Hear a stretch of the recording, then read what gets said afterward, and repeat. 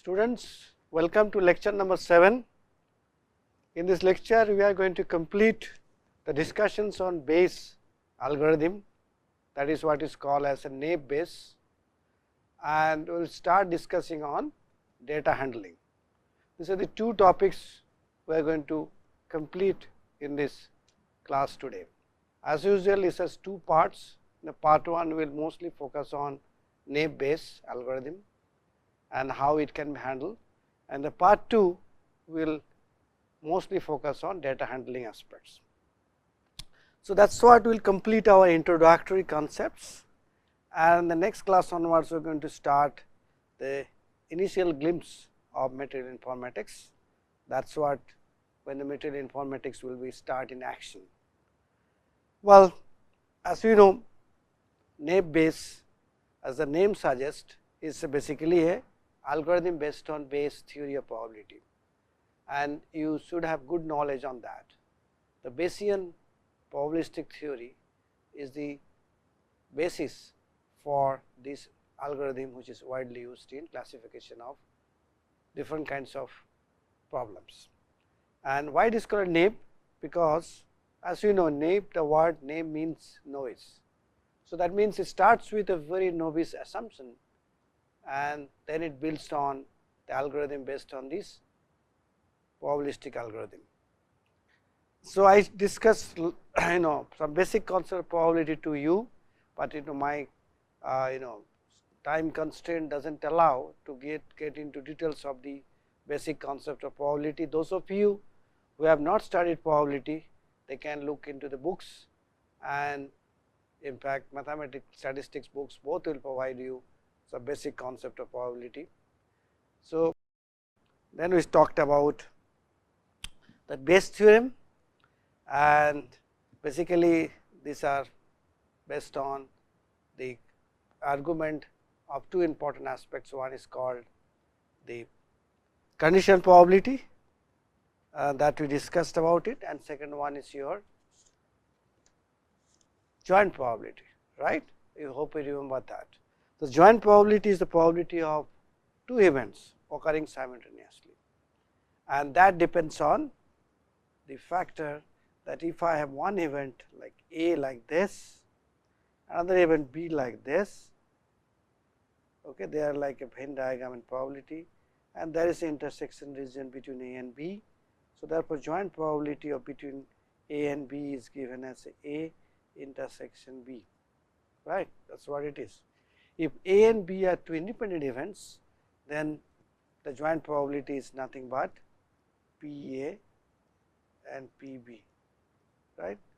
But if they are occurring simultaneously and they depend on each other, they are not mutually exclusive, but rather they are mutually inclusive, then there will be a finite region of intersection between these two sets A and B, and joint probability is given by that intersection between these two sets.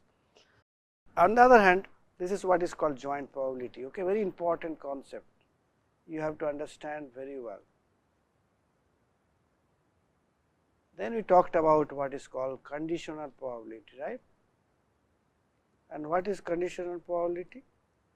Conditional probability is probability of any event A when the other event B has already happened. See, if I have two events A and B, I want to calculate probability of A when B has already occurred. So, therefore, the probability of A is subject to the condition of probability of B, right. That is why it is called a conditional probability, and we always write this as a like this A slash B, the probability of A when B has already occurred, or A or B slash A, probability of B when A has already occurred. Am I clear? So, these are the two notations used. Now, if you look at carefully the Bayes theorem, these two are related, right. P B by A and P B A B by A by B, they are related, okay, and I can write down that expression. So, P B by A is basically can be written as P okay, let me write P A by B, that is better because this always can confuse you more and relate that. So, P A by B is equal to P A multiplied by P B by A divided by P B. So, this is what is the way both the conditional probabilities can be correlated each other, and sometime this is called posterior probability.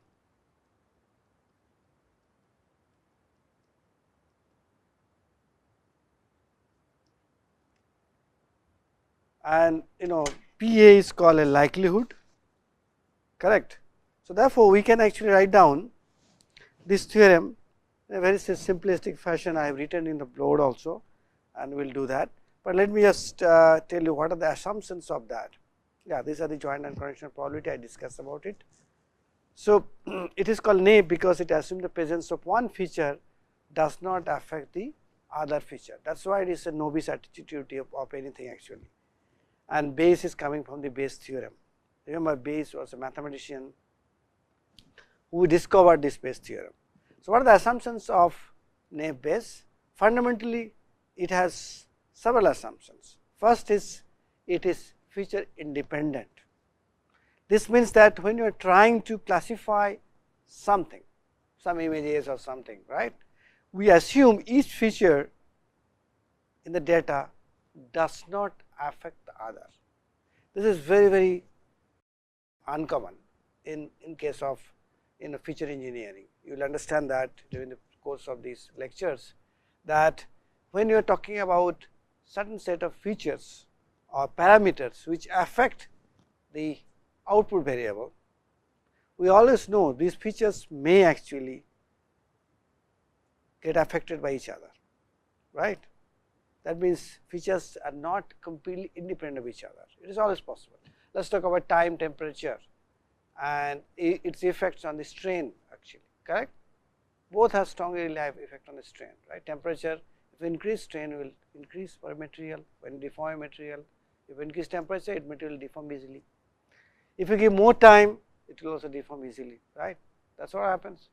So, now therefore, the basic aspects of naive Bayes algorithm is it is feature independent.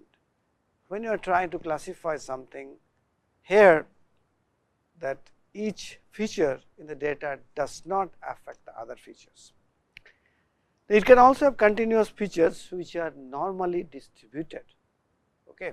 We will see that today, whether you can bring in normal distributions, and we can also use discrete features like this. Let us say discrete features have multidimensional distribution, that is also possible.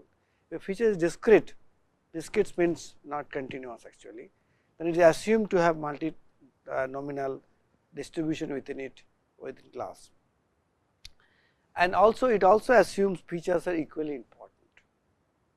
It cannot handle missing values of data, remember this.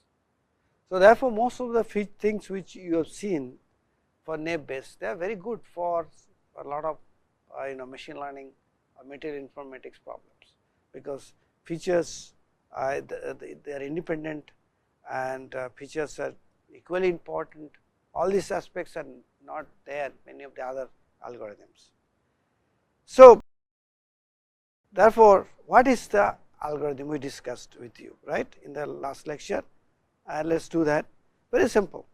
This is what it is. We want to calculate the conditional probability of y, okay, and these are the various x values x1 to xn. And look at it, what are the things? It depends on three important probabilities. One is the likelihood, you can see that.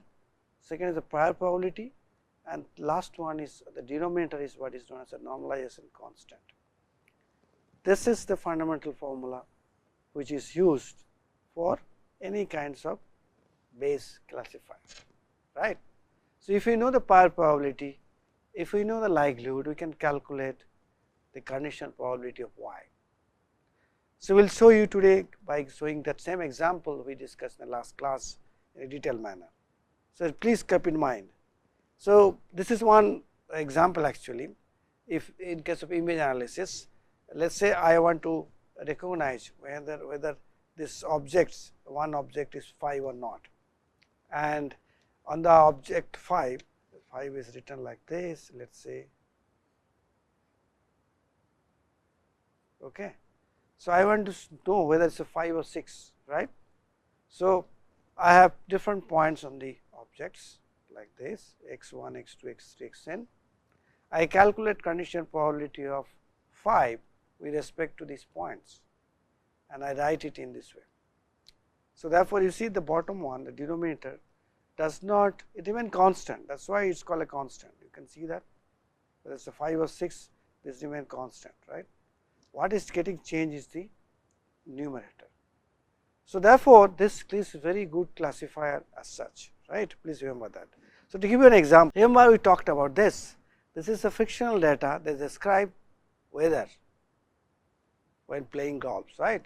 So, these are the number of days 1 to 14, 0 to 13 actually, that means 14 days, right. These are the outlooks, rainy, overcast, sunny, you can see that. Temperature can be hot or mild or cold. Humidity can be high or normal. Okay. Wind can be either there or not there, that is false, true or false. Target is whether you play or not, yes or no. Okay. So, what do you do? We calculate this probabilities. Okay. You can see this calculated, we have calculated this probability in the last class also, and let me just go back in the board and do it for you again and calculate these probabilities. So, what are the things we have in this table? Please remember that. So, we have outlook. Outlook can be sunny, rainy, that is what is your weather, weather is, or overcast, right. 3 things possible. Then you have a temperature also, these are the features actually. Please try to understand this. I am not going to explain other examples because of the many other aspects I have to discuss. You can have temperature as a hot, mild or cold. Then you can have humidity as another feature.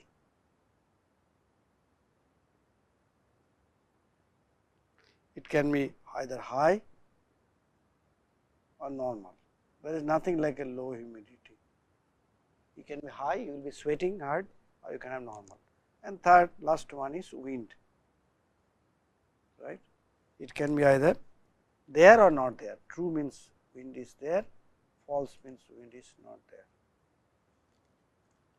And our what is our target? Target is to decide whether to play tennis or whatever, golf also or not. That is what it is, the target is. So, what do you do? We simply calculate the probability, right. So,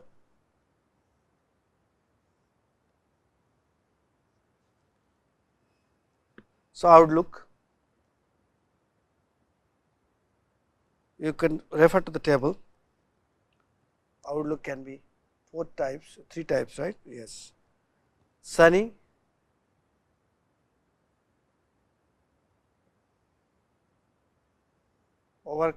rainy and overcast.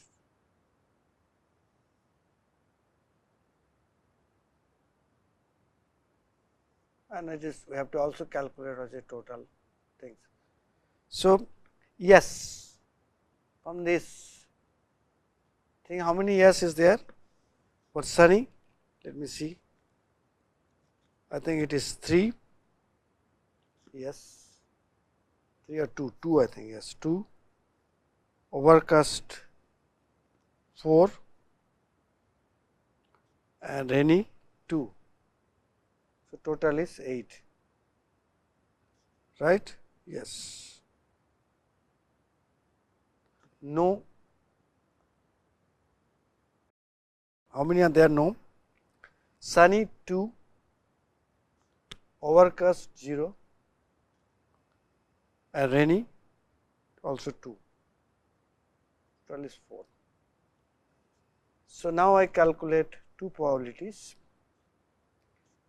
Yes, I write probability yes, probability no, right. Probability yes is y, p y, probability no is no. Very easy. Total is 8. So, sunny for it, this is basically 2 by 8, no 2 by 4. Okay. No, I think I have written wrong. This should be 3 actually. 3 by 8. Oh, sorry, I have made a lot of mistakes. This should be also 3. So 3 from the table actually, sunny is 3, rainy is 3, 4. So it will become 10. Yeah. So 3, this is 3 by 10. So rainy also it will be 3 by 10. Overcast it is 4 by 10. Total is 10 by 10. So no, sunny it is 2 by 4, rainy it is 2 by 4, overcast is 0 by 4, total is 4 by 4. So this is for outlook. The table we made is for outlook from the data, the probability data. Similarly, you can make it for temperature. It is there for in the slide. We are not going to discuss about that, same kind of things. And temperature, obviously there are 3 types: hot, mild and cold. How many yes, how many no, you can find out that and then calculate the probability of this. Then humidity also, humidity is high or normal, and wind also. So, you calculate all the probabilities. This I do not want to do it here for the sake of time, but you can do it yourself. Okay. So, let us okay fine, let me do it for the wind, because you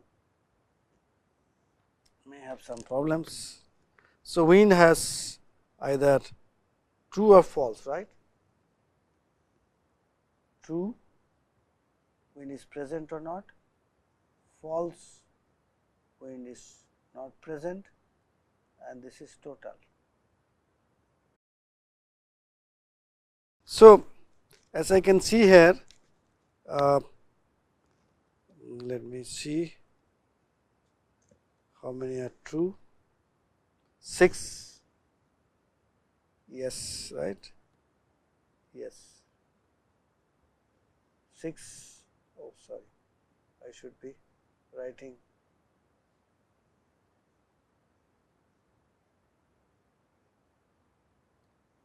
yes, no there. So, this is wind. So, how many yes? 6, true actually, and for no, I think it is not true, is 3, 6 is here false, that becomes 10 total.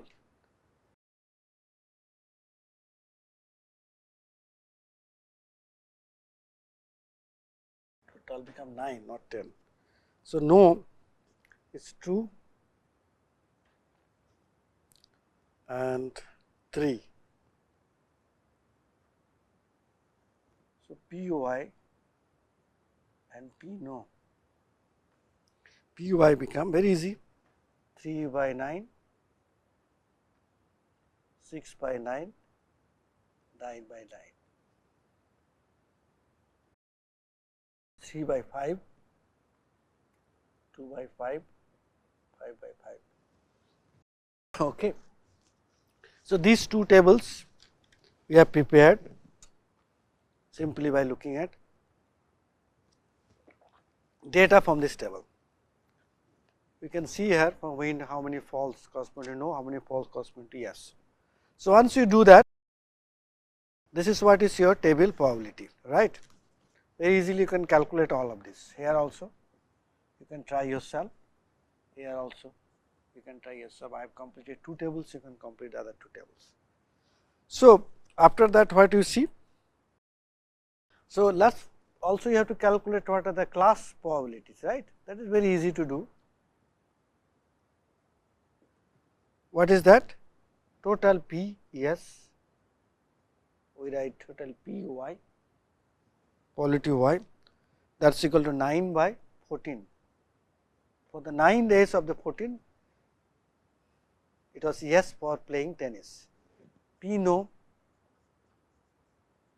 is obviously 5 by 14. That is what is called class probabilities, right. Now, what are the posterior probabilities? Posterior probabilities, okay, we have to erase some part. What are the posterior probabilities? So, I erase this part, I can erase everything, probably have written down, or you can see my slides also. So, posterior probability, right. What are the posterior probability?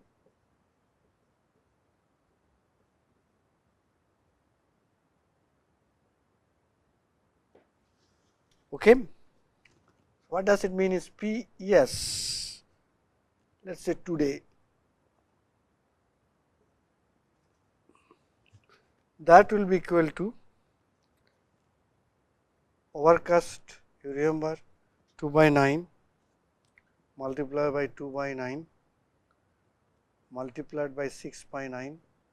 These are coming from out of how many days, the factor of temperature, humidity, wind and all these things are coming into picture and multiplied by 9 by 14. Okay.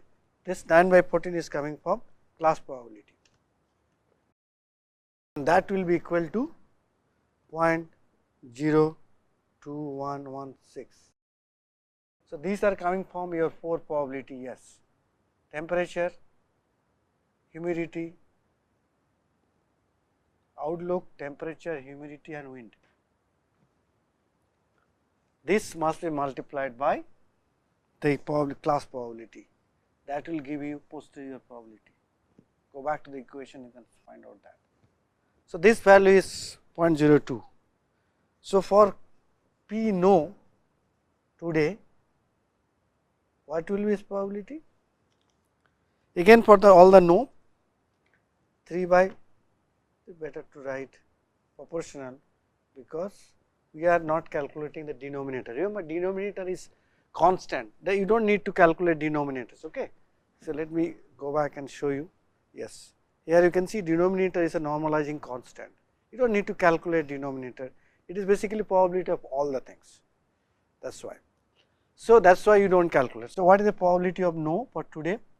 Again it is basically 3 by 5 multiplied by 2 by 5, this is for outlook, this is for temperature, multiplied by 1 by 5, this is for humidity, and last one is for wind, that is 2 by 5.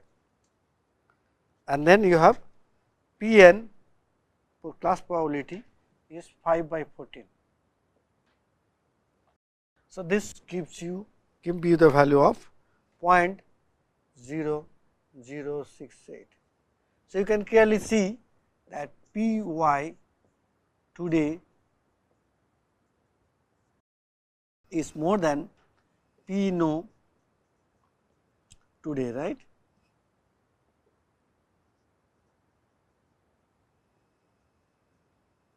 So, that means decision is yes.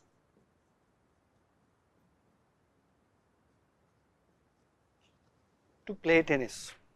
That is why this whole probability is calculated, remember this, that is how the whole probability is calculated. So, once you have such a kind of data, you can do that. These are the tables. You can clearly see that this is for outlook, temperature, humidity, wind, and this is for all this the class probabilities 9 by 14, 5 by 14. And that is how we have calculated what will be the posterior probability for yes today and no today. On the board you can see that, and these numbers like 2 by, you can see that 2 by 9 is used here, correct. Then you have to another 2 by 9, that is also used here, temperature, then 3 by 9 for humidity, right, 6 by 9 sorry, 6 by 9, not 3 by 9. That's your normal humidity, right?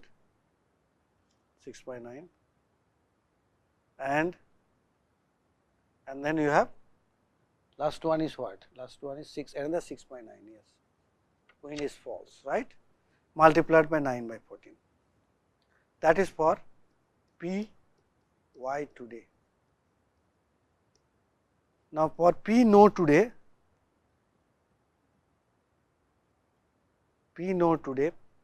what you are doing? All the no probability, 3 by 5, 2 by 5, 1 by 5, 2 by 5, 5 by 14. So, you can clearly see that by using that we can use P no today. Okay. So, that is how we calculate. Hope you understand that. So, this calculation is based on this is the way, and we have found that P yes today was greater than P no today,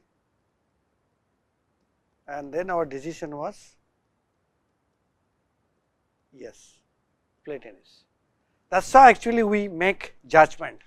And so, you can clearly see here all these features, outlook, temperature, humidity, wind, none of them is playing extra important role, all of them are equally playing a role.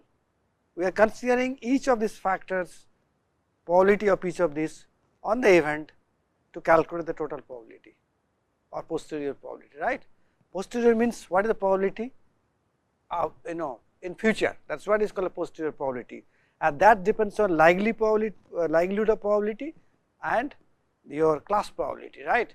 And these are there in the numerator. Denominator, whatever there we never consider, because that is a constant value, you do not need to consider at all, and that is how the probabilities are calculated. Okay. So, I explain you this very simple example, and you can go back and do your exercise for that. This one is taken from this book which I have referred. So, same thing you can use here also, when you have features like valence electron concentrations or psi difference and obviously processing conditions, so as cast or mechanical alloyed, you do this problem, handle this problem, solve it as homework and try to get back whether you can get the answer or not. It is here in the book. So, therefore, if you cannot do it, you can always consult the book and find out. So, with this we should stop here, and there is another example of similar kind of weather. So, I just just wanted to show you. You can here see also sunny, overcast, rainy, and yes and no, and temperature. There are 3 days actually given. Temperature is hot, mild, cold, and then humidity and windy. Okay, and this everything is put in one table. Okay, you can see here for sun is 2 by 9, 4 by 9, 3 by 9, and similarly for temperature, for humidity, similar way. Okay. So, if you have a new day in which outlook is sunny, temperature is cool, humidity is high, or wind is true, whether you will play tennis or not, you can calculate and do that. Okay. Similar way I have done it. This is also part of homework. This is done here. Okay, that is likelihood yes is this much, likelihood no is this much. So, no is much higher here than this, and how do you get it? Exactly same way, whatever we have done in the last example, you can do that.